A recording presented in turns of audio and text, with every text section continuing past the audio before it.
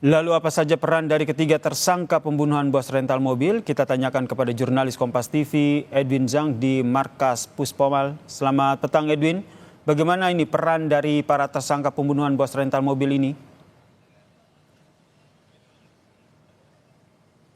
Selamat petang ya dan juga saudara, jika kita bertanya soal peran apa yang memang dilakukan oleh para tersangka, nah total jika hingga hari ini tadi berdasarkan penyerahan simbolis dari Puspomal kepada Auditor Militer 207 Jakarta. Nah di sini memang totalnya ada 3 tersangka yang tadi diserahkan, tapi di total memang dari penangkapan yang sebelumnya sudah dilakukan ada 4 tersangka. Nah di sini baik dari pihak penyewa bahkan sampai 3 anggota TNI Angkatan Laut yang sudah ditahan ini memang empat orang ini memiliki peran yang berbeda-beda. Nah yang pertama di sini ada yang berinisial AS yakni Ajat Sudrajat, memang pertama kali merupakan menjadi orang yang penyewa mobil. Yang dimana ini adalah awal permulaannya. Nah di saat di akhir tahun itu pada tanggal di akhir Desember maksud kami di sini AS itu melakukan penyewaan mobil.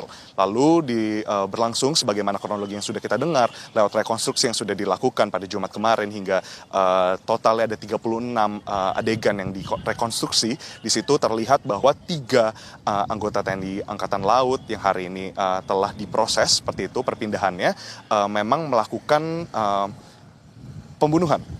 Dinyatakan sudah cukup bukti bahwa melakukan pembunuhan, di mana di sini diatur dalam pasal 340 KUHP Junto 55 ayat 1 memang dinyatakan melakukan pembunuhan berencana. Lalu berikutnya ketiganya di sana juga dikenakan pasal 38 KUHP Junto pasal 55 ayat 1 yang disebut penadahan. Jadi keempat tersangka ini dan khususnya 3 anggota TNI ini memang melakukan penadahan mobil.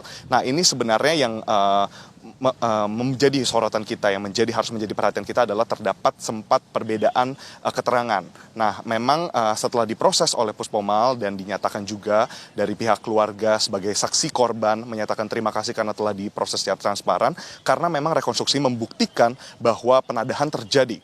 Seperti itu Yasin dan saudara. Nah kalau kita telusuri lebih lanjut terkait dengan apa sih yang menjadi motif dari para tersangka ini untuk melakukan akhirnya ujungnya penembakan. Nah karena memang dari pihak pemilik rental ini sendiri juga melakukan usaha dan upaya untuk mengambil kembali mobil sebagaimana memang harus dilakukan dan memang mitigasinya. Nah lalu berikutnya terkait dengan bukan hanya kita berbicara soal peran tapi juga soal sorotan, bagaimana kita sebagai masyarakat juga harus melihat bahwa banyak spektrum yang masuk di sini, yakni terkait dengan pelaporan polisi yang sebelumnya tidak memadai, lalu berikutnya juga terkait dengan bagaimana terdapat penggunaan senjata api yang nampaknya disalahgunakan kembali. Nah itu yang harus kita perhatikan lebih lanjut. Yasir. Terima kasih jurnalis Kompas TV Edwin Zhang atas informasinya terkait dengan peran dari para tersangka pembunuhan bos rental mobil di rest area kilometer Tangerang Merak.